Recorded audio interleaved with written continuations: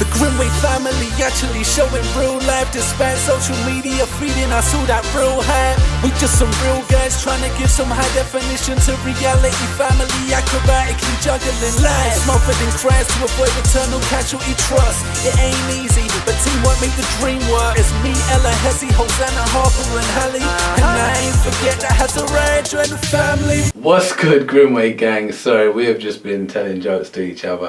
Not really telling jokes, that's Daddy. We've been taking the mick out of Daddy. That's basically what's been happening. Boom shakalaka!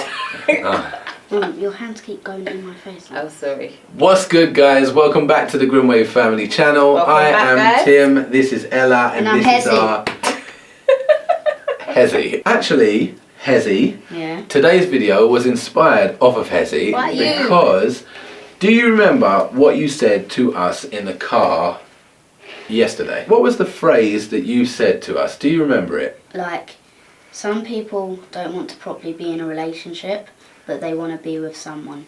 Right. That was basically what it was, and it sparked a fire in we were like, the car. Where did that wisdom come from? Yeah, because... Must have been Mummy. No. Yes, Hezzy said that, and we was taken aback by that, because Hezzy is... How old are you, Hez? 9. He is 9 years old. So, and we were like, yo, where do you get that kind of wisdom from? Yeah. It must have been the Lord, because I don't know where else you could have got that from. It's just very insightful. It was very insightful, and it sparked a whole kind of conversation, and we thought, what a good YouTube video this could be. Where are we going to start with this topic? Because the topic is, just to clarify one more time, it is many people want to be together, but they don't want a relationship. Basically, I think if you hear that from the get-go, you might think, what do you mean I want to be with someone but I don't want a relationship? Of course I want a relationship if I want to be with someone.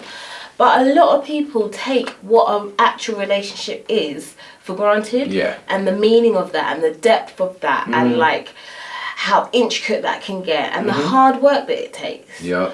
I have spoken to some people who have been going through issues in their relationships in the past, and we've said, you know, relationships are hard work. Yeah, it's a two-way street. You gotta work. Like, you can't just expect them to do all their part and you're not expecting to flex or bend. And sometimes the response has been, what do you mean it's hard work? At which point I'm a bit like, boy, if that's your response, because then... that flags, for us personally, that flags a problem. A problem. And the problem is when you're saying, oh, your face is grimacing at hard work. I'm not sure relationship is for you. No. Because trust me, no matter how dope on the outside a relationship may look, or how exciting it seems in the first instance, or on Instagram, it is blooming hard work.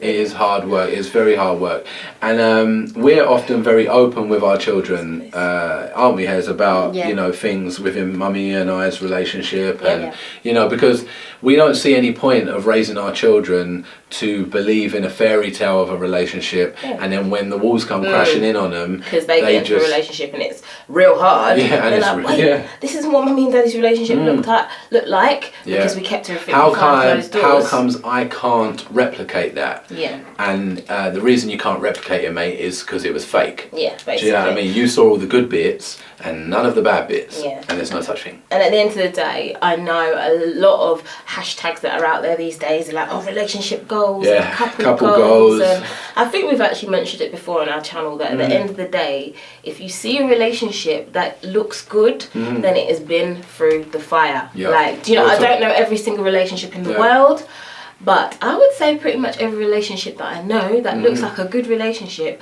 has been through hardships. And the ones that come out on the other side, they've used those hardships to make them stronger. Yeah, absolutely. And I think that's what we're talking about when we said Hezzy's comment was so insightful. It's because oftentimes people want to have the niceties of relationships, like they want the cuddles, the someone to come home to, the looking great with someone on your arm, the never being alone, companionship, companionship, exactly. And but what is it they don't want, babes? Well, they don't want the having to say sorry when they're wrong. They don't want to adjust their self or how they are as a person. They don't want the hard conversations. No, they don't want having to deal with the hurts when something hurtful might happen in a relationship, because it often does. No matter how big or small, there's usually going to be some kind of emotions or feelings that get hurt somewhere along the way. And sometimes people are like, oh no, do you know what, they've done me wrong, or they've disrespected me, or they've made me feel unhappy in this way, they ain't the one for me. And I'm like, okay. Yeah, well, but that doesn't make them not the one for you. Otherwise, you know, that makes your mum and dad not loving. Just by default. That makes your friend that you've got not a friend, because just by default. Because all of these people, unless you roll with Jesus, like, they ain't perfect. Do you know what I mean? So at some point they will let you down, they will disappoint you, they will hurt your feelings. And it's at that point where real relationships are formed. Because what you do at that point is you make a conscious decision to carry on in pouring yourself into this relationship despite maybe a hurt or whatnot. So you go and you work things out. Do you know what I mean? Like, even me and a lot of my best mates, like, we've had big altercations, do you know what I mean, at some point in our lives. And it's no different in a relationship, do you know what I mean, like between me and mummy or me and Ella. I think when you are courting someone, and I use that traditional word because I think it best explains what I think a dating, as you guys would usually, not you guys, but people would usually understand it, relationship should look like. It's out in the open.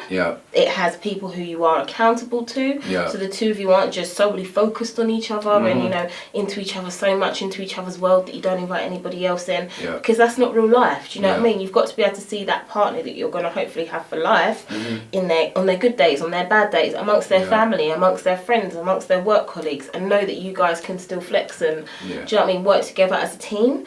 And it's on those days when you get some hardships come up because you're in a new experience and you thought, oh, I didn't know they were like that under these circumstances. You have to think, okay, cool.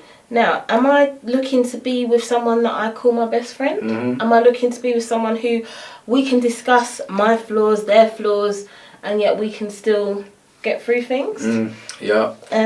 And I think these are sometimes the things that relationships fall down on. Yes, absolutely. And I was going to say that when you are looking for someone, Ella and I are not of the notion that there is only one person out there for you. We're of the notion that there becomes only one person out there for you. After loads of hard work of working together, and it's because of the sacrifice and the hard work you've put in together to that relationship that makes them the one. Do you know what I mean? So it's almost like, you know, you're molding each other into the best thing for each other.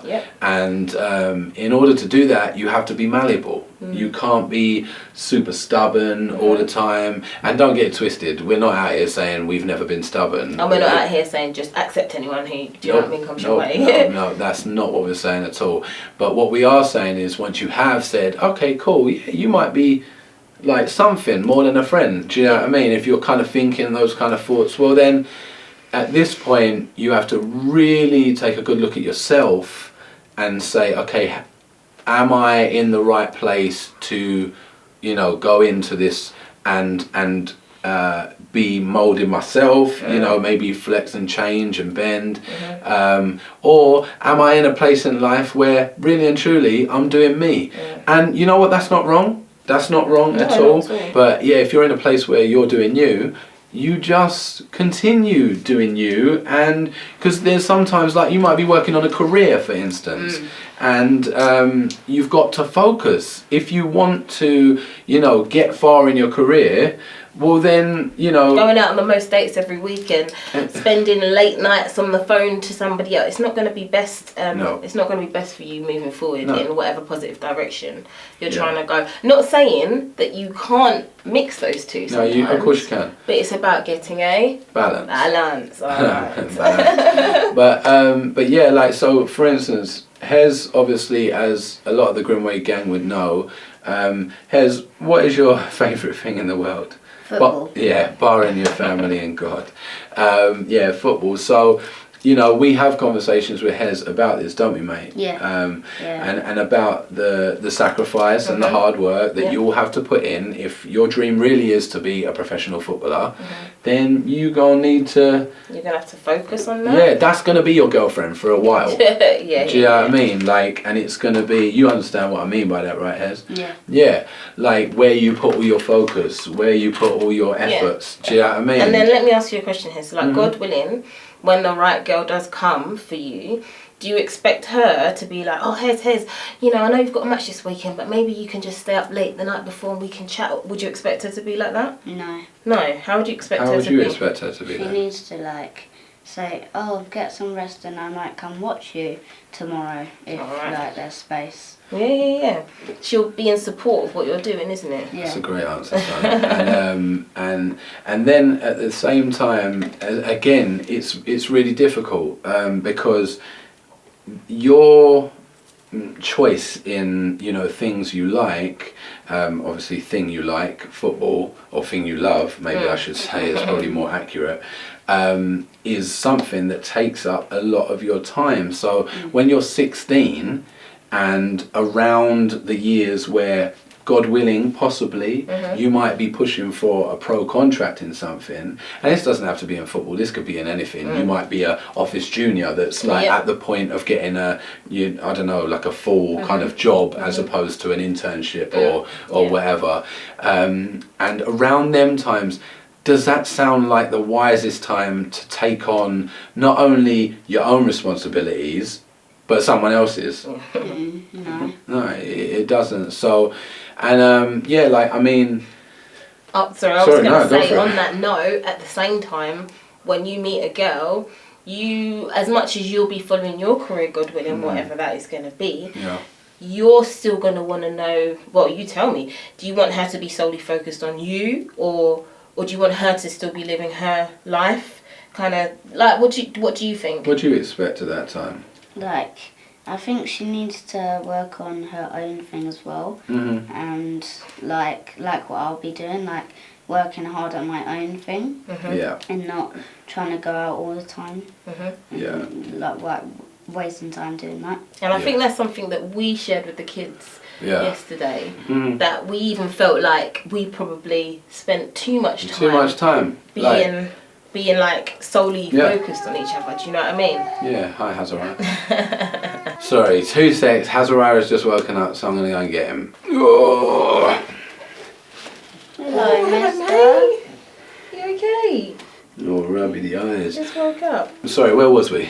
I was just saying, like, what we shared with the kids is that we obviously probably spent a bit too much time solely focused on each other. Absolutely. We could have basically been further ahead in life, especially in maybe like a financial sense and stuff like that. Mummy! Yes, Mummy's just there. Okay, Mummy's going to plait and hold you at the same time. There you go. Mummy is going to plait. She's going to hold a baby. She's got a baby in her tummy. She's going to do a video. We're going to do it all at the same time. Right. Okay, sorry. As we were saying, basically, we could have probably been further ahead in life, especially in like a career path sense, if we had focused a little less on our relationship that had lots of ups and downs. Please check out How We Met video and it will all become clear. But we didn't. We chose to kind of do that. And don't get twisted, we feel the Lord blessed it. We did a lot of talking, which we felt we got to know each other well. Yes, because we were only really allowed to speak on the phone for a long period of time, which we feel in the long term really helped, because this day and age doesn't seem to, and you can correct me if you're different, and you know, in the comment section below, if you do something different, but what I see a lot of, especially with the youth of today, is just jumping head first into being in contact, physical I'm in contact. love with the person. I'm in love, I'm this, I'm that, and I'm like, dog, you can't be in love. You don't even know the dude. Like, you are in love with the idea of having someone. Someone. So I was going to say a relationship, but it's not that, and that goes back to what Hezi said. A lot of people want to be together, but they don't want a relationship, because when that person then wants to go out that night, and the other person goes, hang on, wait, nah, Do you know what I mean? I want you to stay in. Yeah. And then they get in a big hoo-ha because they're not ready to sacrifice anything or say, you know, oh, I'm not going to go out because you asked and I'm going to put you before my friends or anything like that. And you just get the most silly arguments and stuff that is so avoidable. Do you know what I mean? So, yeah. I think at the end of the day, you know, our purpose in all of this is we want to be as helpful to you guys, the Grimwade Gang. If you're not part of the Grimwade Gang yet, please make sure you do by hitting that subscribe button. And turn them notifications on, baby.